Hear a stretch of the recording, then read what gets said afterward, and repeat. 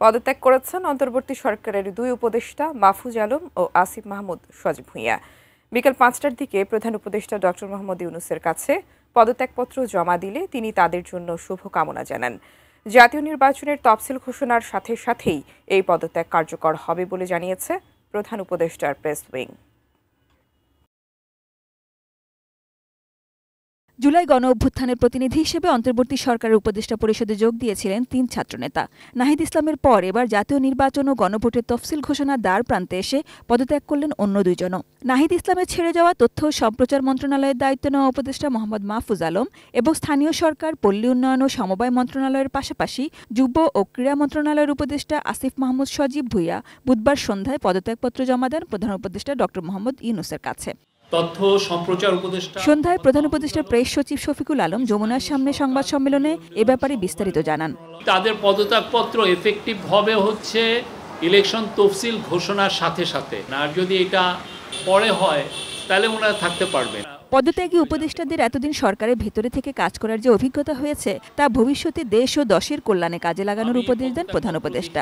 তিনি বলেন, অভ্যুত্থানের নেতৃত্ব দিয়ে তোমরা যেভাবে জাতিকে ফ্যাসিবাদী শাসন থেকে মুক্তির পথে অবদান রেখেছ তা জাতি মনে রাখবে।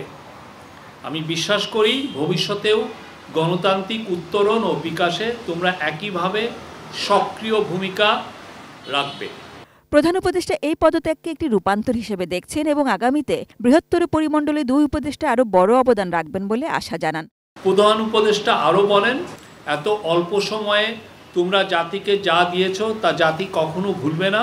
উপদেষ্টাদের ছেড়ে যাওয়া মন্ত্রণালয়ের দায়িত্ব কারা পাবেন সেটি জানাননি প্রেস সচিব। প্রধান উপদেষ্টা উনি এই বিষয়ে ডিসিশন নেবেন, আপনারা অতি শীঘ্রই জানতে পারবেন।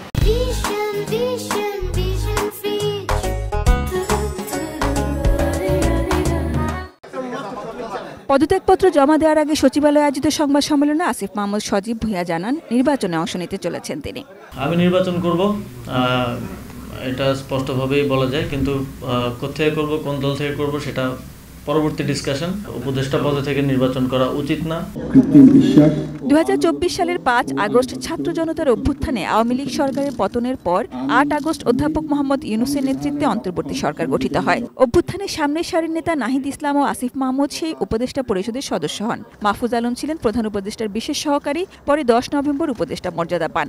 গত 25 ফেব্রুয়ারি তথ্য উপদেষ্টা নাহিদ ইসলাম পদত্যাগ করে জাতীয় নাগরিক পার্টি এনসিপির আহ্বায়ক হন। তথ্য ও সম্প্রচার মন্ত্রণালয়ের দায়িত্ব পান মাহফুজ আলম। সাজিদা সুইটি, এটিএন নিউজ, ঢাকা।